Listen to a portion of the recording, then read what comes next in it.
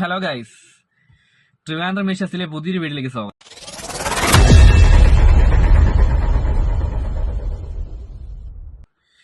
ഇന്നലെ ഞാൻ ചെന്ന ഇന്ത്യൻ 2 സിനിമ ഉണ്ട്.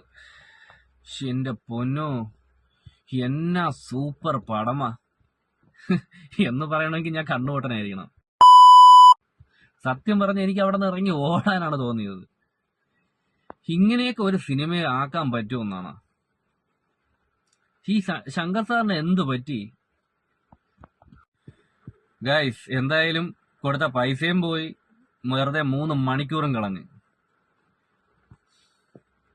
എന്ത് പറ്റിയെന്ന് എനിക്കറിയത്തില്ല കേട്ടാ. സാധാരണ നമുക്ക് ഈ ശങ്കർ സാറിന്റെ പടം എന്നൊക്കെ പറയുമ്പോൾ നമ്മുടെ ഉള്ളിൽ തന്നെ ഇപ്പൊ അന്യനൊക്കെ ഇല്ലേ, എന്ത് സെറ്റായിട്ടാണ് എടുത്തിരിക്കുന്നത്.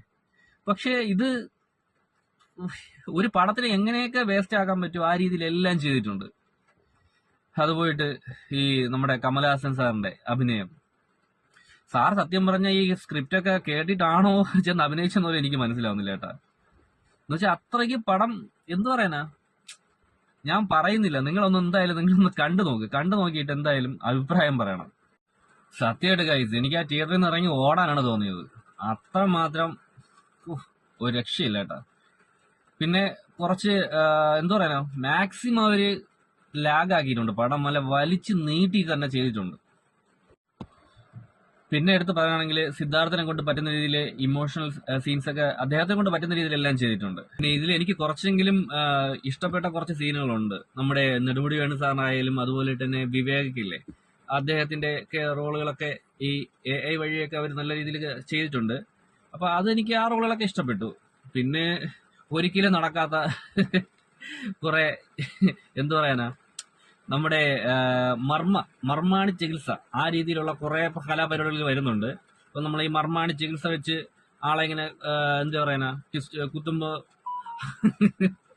അവര് കുതിരയാകുന്നോ, ഓടുന്നോ, ചാടുന്നോ, പിന്നെ എന്തു പറയാനാ, അതൊക്കെ ഞാനൊന്നും പറയുന്നില്ല ഗൈസ്. നിങ്ങൾ ധൈര്യമായിട്ട് ഈ പടച്ചതൊന്ന് കണ്ടു നോക്കിയിട്ട് എന്താണോ നിങ്ങളുടെ അഭിപ്രായം അതൊന്ന് പറയണം. പിന്നെ നമ്മുടെ കമലഹാസൻ സാറിന് എന്ത് പറ്റിയെന്ന് എനിക്ക് അറിഞ്ഞുകൂടാ.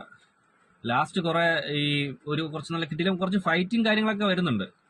എന്നാലും അദ്ദേഹത്തിന്റെ നമ്മുടെ ആ ഒരു ഇന്ത്യൻ എന്ന് പറയുന്ന സിനിമ നമ്മുടെ ഉള്ളിൽ കിടക്കുകയല്ലേ. ആദ്യത്തെ ഒരു ഫസ്റ്റ് ഇറങ്ങിയ സിനിമ നമ്മളെ കണ്ടിട്ട് ആ ഉള്ളിൽ നമുക്ക് ആ ഒരു ഇതുണ്ട്. പക്ഷെ ഒരിക്കലും അതുമായിട്ട് കമ്പയർ ചെയ്തുകൊണ്ട് നിങ്ങൾ ഒരിക്കലും ഈ പടം കാണാൻ പോകണ്ട.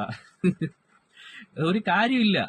സത്യം പറഞ്ഞാൽ ഇന്ത്യന്റെ ആ ഒരു വില തന്നെ പോയി. ശങ്കർ സാറ് വെറുതെ കുറെ എന്താ പറയാനാ, എന്ത് പറ്റി അദ്ദേഹത്തിനൊന്നും എനിക്ക് ഇപ്പോഴും മനസ്സിലാവുന്നില്ല. സത്യമായിട്ട് എനിക്ക് ഒട്ടും ഇഷ്ടപ്പെട്ടില്ല കേട്ടോ പടം, ഒട്ടും ഇഷ്ടപ്പെട്ടിട്ടില്ല. നല്ല ലാഗാണ്, പിന്നെ ഒരു കൊള്ളത്തില്ല. ചില സ്ഥലത്തൊക്കെ നമുക്കിത് എന്താ പറയാനാ, ഒരു കോമഡി പടം ഇതിനേക്കാളും നല്ല ഭംഗിയായിട്ട് എടുക്കാൻ പറ്റും. അതുപോലെ തന്നെ ചിലപ്പോഴേ നമ്മൾ ഇതെന്തോ കാർട്ടൂൺ ആണോ അതോ കോമഡി ആണോ നമുക്ക് പോലും മനസ്സിലൊന്നുമില്ല ഗൈസ്.